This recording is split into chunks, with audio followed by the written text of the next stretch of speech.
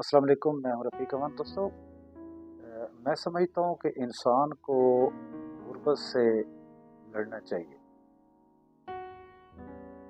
मैंने लोगों के बहुत करीब जाके देखा है, लोगों के हालात मालूम किए हैं, उनके साथ बैठा हूँ, कई सौ लोगों से मिला हूँ।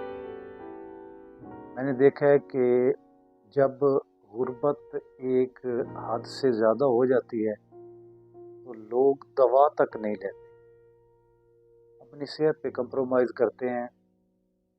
वो दवा तक नहीं लेते। इससे और बड़ी बात क्या होगी। और दूसरा, गुर्बत से लड़ना इसलिए भी ज़रूरी है कि हर इंसान का कोई ना कोई अपने लिए भी कोई ना कोई ख्वाब होता है, और अगर अपने लिए नहीं तो बच्चों के लिए कोई ना कोई उसने ख्वाब देखा होता है। तो ये गुर्बत से लड़े बगैर ये मुमकिन नहीं है। अगर आप गुर्बत से नहीं निकलते तो ये मुमकिन नहीं है। मैं समझता हूँ कि आपको, अगर आप इस हद तक पहुँच चुके हैं, ये पहुँचने वाले हैं कि आप दवा तक नहीं खरीद सकते, तो अगर आप बैठे हैं तो उठ खड़े हों। अगर आप उठ खड़े हैं तो आपको चल पड़ना चाहिए। उस हालत से ये कहीं ज़्यादा बेहतर है कि आप रात दिन काम करें।